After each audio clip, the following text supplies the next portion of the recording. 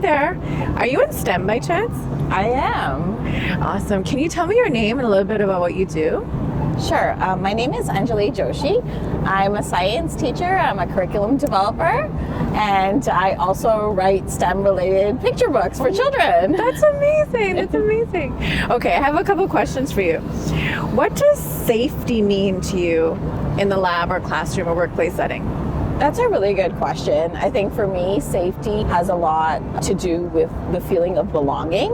And at least in my classroom, I want everybody in the classroom to feel like they belong. Yeah. And I will say that in STEM, especially in the senior grades, as kids get older, that's not always the case. Not all groups feel like they belong, and that's something that's really important to me as an educator. Yeah. And what does accountability mean to you with regards to gender-based violence in these spaces? It means that everyone's responsible and everybody has a shared ownership of the environment that we're creating. It's a collective environment, whether it's in the classroom or in the workplace, that we have the shared responsibility to make sure that every student, every person that's in that environment feels like they belong and feels like they're included. Yeah, okay. And what barriers do you think are preventing people from speaking up against these gender-based issues? I think that there needs to be a huge cultural shift in our society when it comes to a lot of these issues.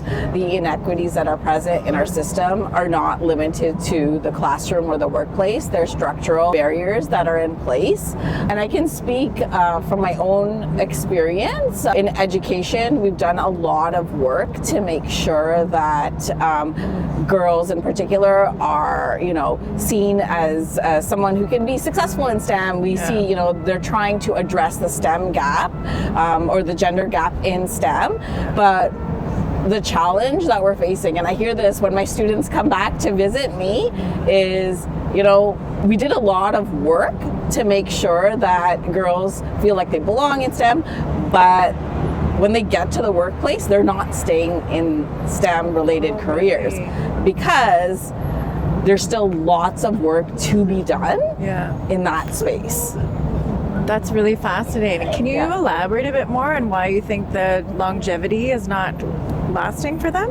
Yeah, we do a ton of work in education to make sure that kids girls get that early exposure to STEM. You'll see all sorts of girls in coding and all these workshops and professional development available. And so it's great to see that gender gap is, being addressed. And we see it in post-secondary enrollment too. You see a lot of, post-secondary saying, yes, we have, 50-50 for males and females in STEM. But when they get to the workplace is not well equipped.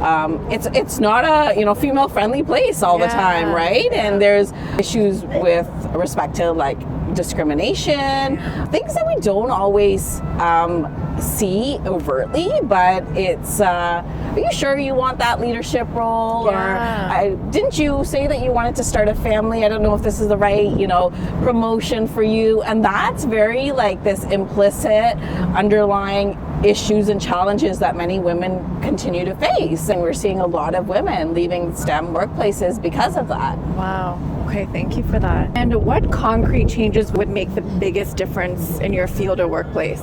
So again, I'll speak to education. I think there's a lot of shift that can be made through that sense of accountability, that we speak to, and that everyone has that sense of shared responsibility to ensure that any issues that you see, even if they don't directly affect you, are spoken up about. We all need allies, and I think that's a huge shift, that if we take that sense of shared accountability, whether it's in the classroom or workplace or in the lab, that shared accountability and speaking up when you see something that's discriminatory, that's obviously affecting someone or can affect someone in a negative way, that you speak up. We've been talking about ending gender-based violence for a very long time, years even. What would you recommend are the next steps to moving that forward? I think work like this, like making sure there's a shared awareness about what gender-based violence is, because I have to say, I would even say 5 years ago, I wouldn't think that implicit discriminatory behavior is considered gender-based violence. But, having understood it a little bit more, having done that exploration on my own as part of my own professional development and learning, understanding what is and what isn't gender-based violence is an important step, and we're doing that now. We're doing that work now, so hope to see some major shifts.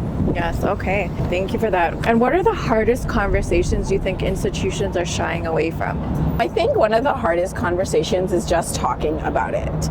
I think for so long, we brushed it under the rug, right? And kind of when there's challenges that come up, when, a younger coworker, a younger student, co-op student steps up and says, that wasn't right the way that I was treating. Oh, they didn't mean it.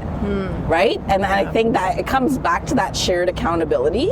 And so brushing these type of, complaints under the rug and not really speaking out about it and acknowledging it is one of the biggest challenges that we're facing and we're continuing to face. And that when we see the shift in shared accountability, when people know to speak out about it, when they see it and feel comfortable doing it, that's, I think, when we're going to begin to see that shift. Yeah, okay.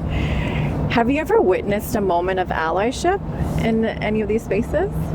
Absolutely, I have. And I am here today because of it. And I think that anyone in STEM will say the same thing. I think a lot of women in STEM will say that they are here because of the allies that kind of help them and, pave the way for them. Because we do have a lot of mentorship, but we don't have a lot of sponsorship, right? People who are willing to open those doors for us. And that is one of the reasons I chose to be an educator and I choose to do the work in children's books, is because I think that younger people need to see that role model. They need those allies just the same for the next generation, and that's why I've chosen the field that I have. Okay. What would a future look like with zero gender-based violence in it?